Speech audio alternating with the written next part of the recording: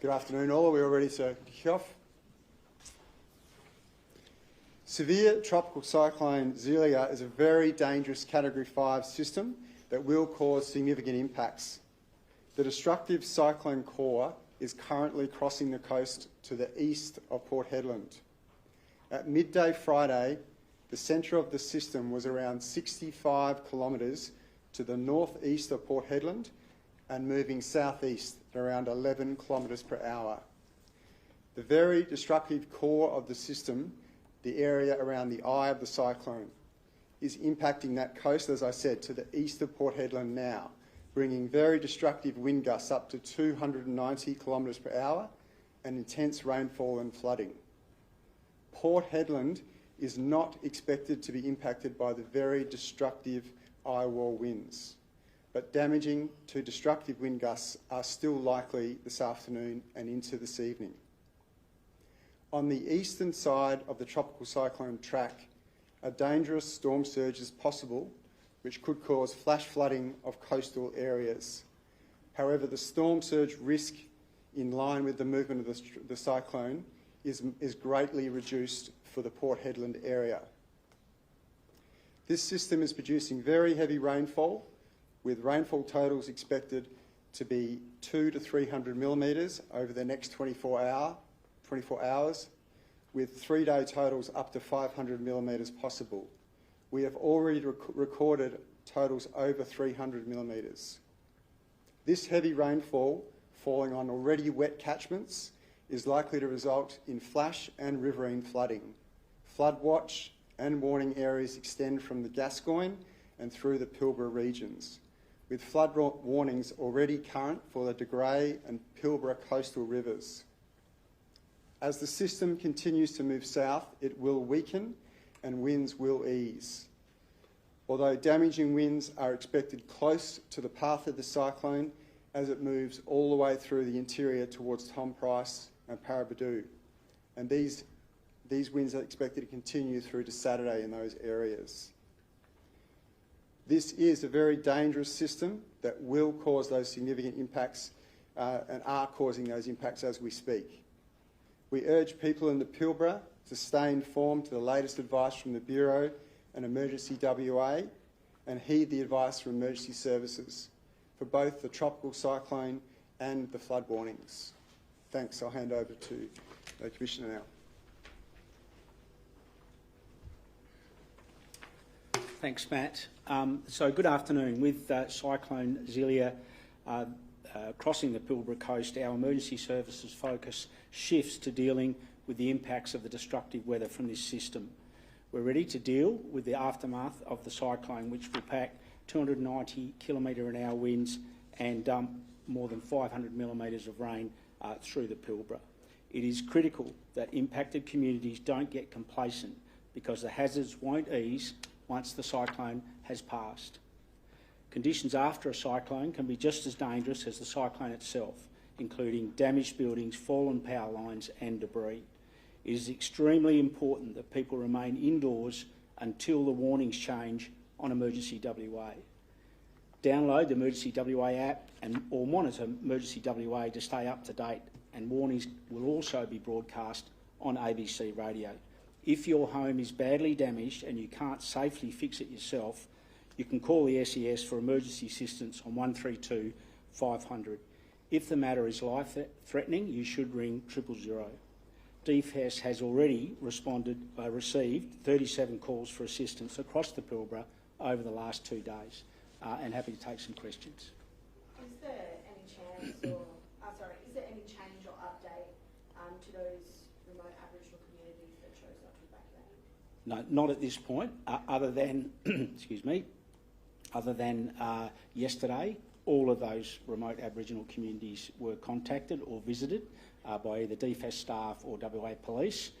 Some had already evacuated to the evacuation centre in Port Hedland or Karratha. Others had still decided to remain in situ. But we're in constant contact with those remote Aboriginal communities. Are we expecting loss of life? Look, this Category 5 cyclone, there's always, when you're dealing with such destructive winds, there is always the chance that things like this can happen. Obviously, it's not something we want to happen. Certainly, the cyclone, where it's crossing the coast now, east of Port Hedland, is a better result than what it would have been, perhaps what we thought it was going to be 3 or 4 hours ago.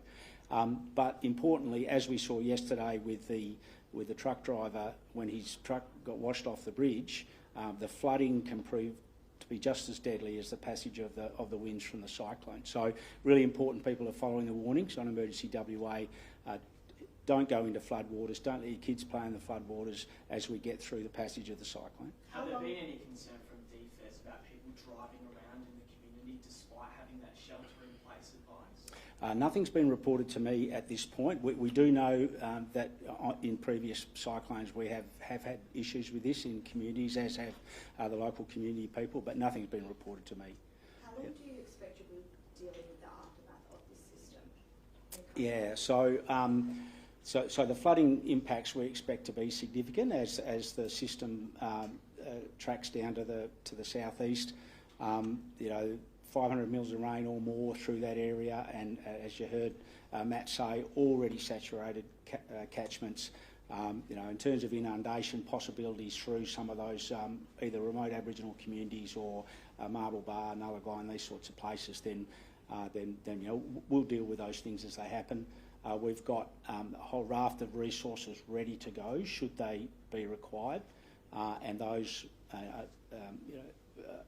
in some cases, more specific to the potential at the time for really catastrophic damage to Port Hedland. We know that with the passage of the cyclone to the east of Port Hedland, that perhaps we may not get the damage that we'd anticipated 4 or 5 hours ago. Yesterday you listed a number of aerial supports that have been organised in the past 24 hours. Have any additional been secured? We've achieved an additional 2 heavy lift fixed wing aircraft through the ADF, through the federal government, and they'll be here tomorrow. How difficult are those floodwaters make it for clean up for SES to get in the aftermath?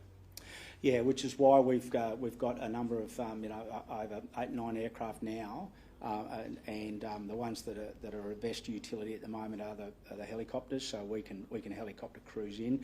Obviously, the roads are going to be pretty challenging as that rainfall continues, and they have been already, as we saw with the truck driver yesterday. So we've got helicopters in Newman and in Karratha and in Broome. And we're ready to deploy crews on those helicopters as soon as it's safe to do so.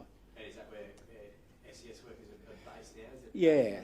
Yeah, we've had obviously SES in Karratha and Port Hedland, but the Marble Bar and Nullagine and other places, and we've also got operational crews in reserve ready to go. So we don't put everybody forward where the cyclone's going to impact, and so we've staged some people out of Carnarvon, and we'll start cycling those in as the cyclone goes through. It's worthwhile also saying that we have on standby from the eastern states additional incident management teams, 2 of, and then we've also have on standby urban search and rescue teams, 4 of them, to come from the eastern states should we need it over the next couple of days. Do DFES have adequate resources to deal with a situation like this? A lot of people on the ground are saying that, didn't make it to the evacuation centres, they're stuck in their homes, they're not sure if they have enough food. Yeah. DFES confident they'll be effectively able to respond to this emergency? DFES, yes, yeah, and that's why the planning's been going on for the last, at least the last week, as this low's moved its way down from the Kimberley into the Pilbara, and certainly the warnings, while they've been challenging from a geographical point of view, in relation to the unpredictable nature of this particular cyclone and what its path was going to be. We've cycled those crews.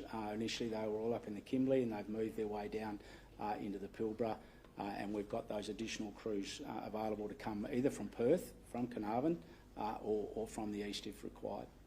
Yep. And crews are they comfortable from around the state? How Yep. far away are you talking? Yeah, so we've sent crews that are on the ground there now. Some of those crews are from Perth.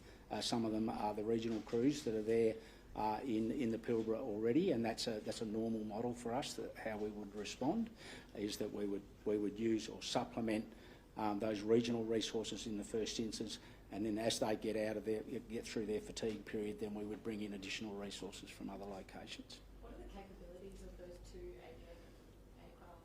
aircrafts? They're heavy lifts, so if we're looking at having to take in heavy equipment or large amounts of food supplies and those sorts of things. Are you concerned about storm surges over the coming days? No, as Matt said, we were certainly concerned with the track of the cyclone. Should it have gone slightly west of Port Hedland, that the storm surge would have been an issue for us. And then, of course, it needs to line up with high tide, as you know. What we're seeing now in terms of it crossing the coast there, pretty well adjacent to De Grey, it really does, once it's east of Port Hedland, it really does reduce that storm surge risk. Yep. For Port Hedland, that is, yeah. Matt? Sure. Thanks, Commissioner. You say it's likely, obviously, as it moves over land, to decrease in intensity, and we're just wondering what the timeline kind of is on that. When do you expect it to start downgrading? Certainly, as soon as the system moves inland, it will start to weaken. We are expecting a system to maintain a Category 1, so cyclone strength, right the way south towards, so all the way south towards Newman as it heads that far over the coming days, and that was into Saturday. Is there any impact on Perth? I know the Rottnest swings next weekend. Are we expecting any concerns over that? Having done the Rottnest swim, I'm hoping it wouldn't be impacted. But I certainly we are expecting that moisture to stream inland with the system as it continues to sort of move south. But those sort of 4 and 5 day forecasts show moisture and increased thunderstorms over the inland and interior of Western Australia, and not any really significant impacts for Perth. There was a lot of uncertainty as the system was approaching the mainland. How much uncertainty still remains there? Sure. Over the past 24 hours, the conditions for cyclone development and the intensity were there, but the steering forces were really weak.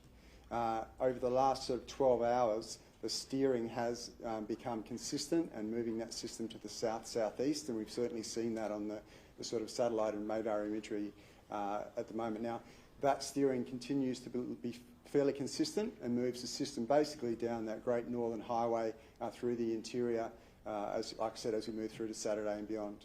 It was tracking a little slowly overnight and then picking up some speed this morning.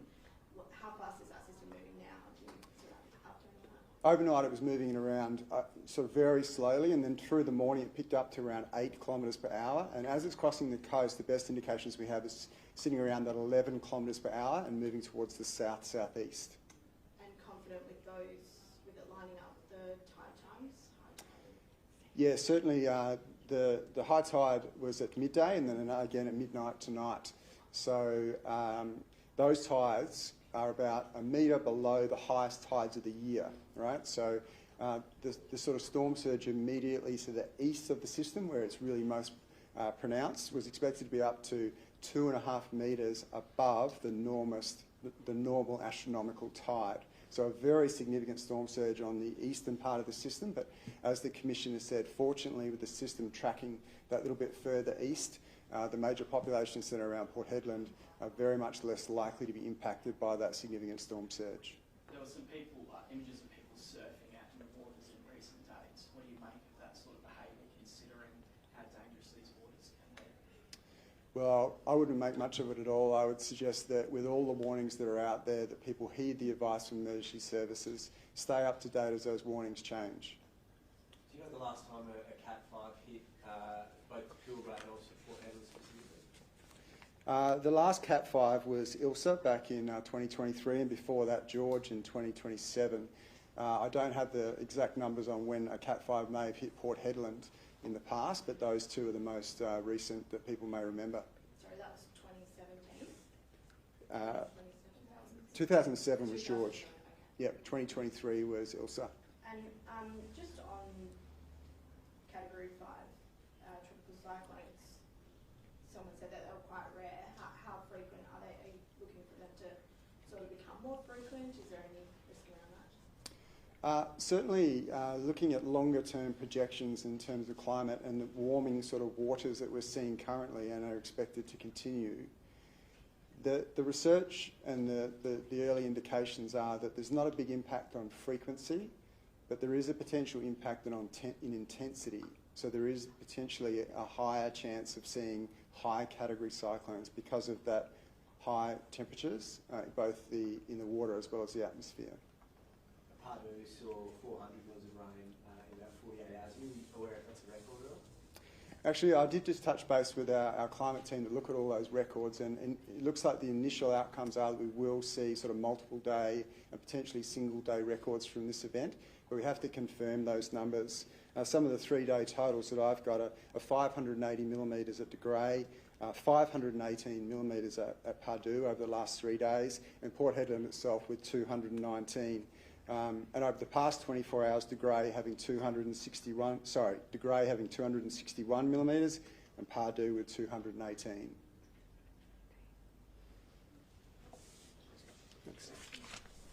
One more question. Yeah. Do you want me up there? Or? If possible. Sorry. That's right. That's what I'm here for. There was community concern last night that the evacuation centre hadn't opened in Port Hedland. Yeah. Port Hedland town did a post on Facebook, which has now been deleted, where they said DFES handing an evacuation centre was necessary. Can you maybe talk us through what goes into the establishment of an evacuation centre and whether or not, why wasn't one opened earlier? Yeah, so the evacuation centre in South Hedland was the first evacuation centre to open. In terms of any desire to open one in Port Hedland, it would purely be a capacity issue as to whether an additional evacuation centre was needed. I think from a safety and risk management point of view, it would always be wiser to be using the evacuation centre that's furthest from the coast, and that would have been the basis for the decision making in using the one in South Hedland as opposed to one in Port Hedland. Does that make sense? Yeah, so DFES made that call? Look, I don't know. I have heard about this. I'm not aware if, and look, it may well have been the case that a decision was made locally with our incident management team, which I'm really comfortable with. It sounds like really sound decision making to me that you would choose the one that's furthest from the coast where the risk is greatest. Yeah, it's about community safety. Yeah. And just numbers in terms of personnel on the ground, do you have any? Yeah, over 50, but just appreciate their spread. It's possibly more than that, but we've got staff down in Marble Bar and Nullagine, and they've been down there for 3 or 4 days working with those communities and the remote Aboriginal communities. We've got people in Karratha, we've got people in Port Hedland, and then we've got the stage crews in Carnarvon ready to go. So, we've sent up 50 from Perth. I can find you the exact numbers if you want them. And there's also crews there ready to go. Correct. Yeah. You don't have any idea about how many there usually are on a given day? We have around about 12 or 13 paid staff, DFES staff in both Karratha and DFES, and they're supported by volunteers from the State Emergency Service. And look, probably across the Pilbara there's another 150 or 200 of those, but I can get you the exact numbers if you want them.